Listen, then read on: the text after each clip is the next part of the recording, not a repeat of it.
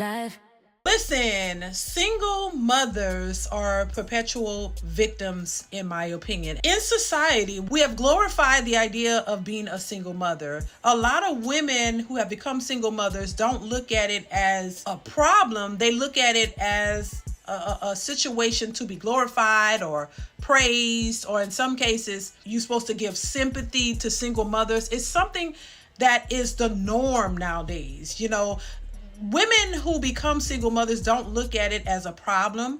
A lot of them don't see it as a issue in their lives. They tend to think that just because they are single mothers, that people owe them something, that somebody's supposed to recognize them or, you know, treat them better for some reason. And I think a lot of women don't look at it as something that is a negative, like a negative on their record.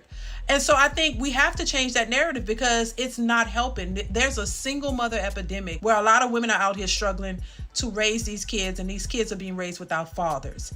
And that's a big problem. And I don't think a lot of people see it that way because they've been taught that, oh, you know, there's nothing wrong with being a single mom. And as a mom, you can take care of your child by yourself. You don't really need a man to do that.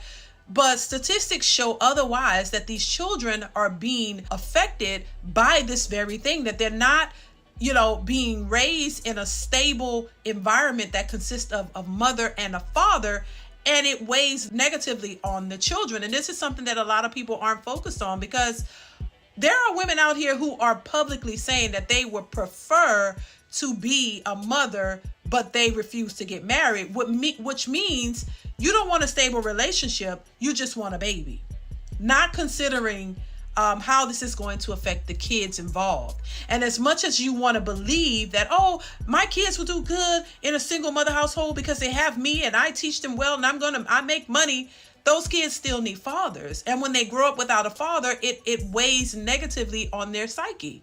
And this is something that a lot of these women don't pay attention to. You're not thinking about it because it's a selfish act, in my opinion. And I think as Black women specifically, we need to do better. We need to start really fully understanding the effects of creating these broken homes, because that's what it is. No matter how well educated you are or how much you think that you can do it by yourself, you are not the only factor that plays a role in your child's life. It tends to have a negative impact on their lives. There are a lot of women who grew up without fathers. They somehow can't cope in life. It's a missing factor in their life, and it weighs on them heavily. And you have a lot of these individuals who need therapy, trying to find themselves, trying to figure out why, you know, they have issues that are unresolved. It's a lot of times because they didn't have fathers in their lives, and either the mothers were traumatized and they grew up in toxic environments. And I think a lot of women think that they can do it by themselves financially, but when it comes to the mental aspect and all of the other stuff, that the psychological aspect of it, they're not considering that for the children. Instead of focusing on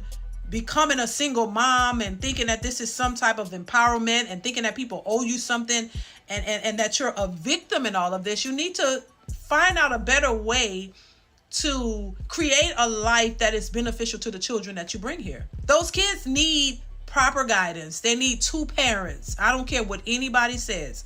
A mother and a father in a child's life is super important. These children need fathers. And if you want your child to have the best outcome, you need to be careful with who you're out here willy-nilly making children with people that y'all will consider deadbeats. I think that is, you're doing your child a disservice. You're not giving your child the best opportunity. And when you hear women say, oh, I want the best for my children, well, that is not giving your child the best by creating broken homes, because it's going to directly, negatively impact your children. And if you don't want that, vet the people you're dating. And if you don't know these people, don't make a baby with them. If you're not vetting them and you're just out having a good time, then you don't know if this person wants children, if they're really going to be a positive role model for a child. You don't know that. It's all about a good time. It's about pleasing yourself.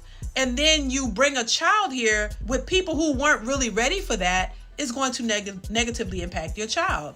And so I just think we got to think more into this and stop thinking that it's okay to bring these kids into this environment when it's really not. These women seem like they want to be victims, because now you get to say, oh, these men messed over me and they treated me badly. Now I'm in this position. So no, feel sorry for me. Woe is me. That's still not going to change the fact that you're going to have to struggle to take care of that child by yourself. And that is not an easy way to go.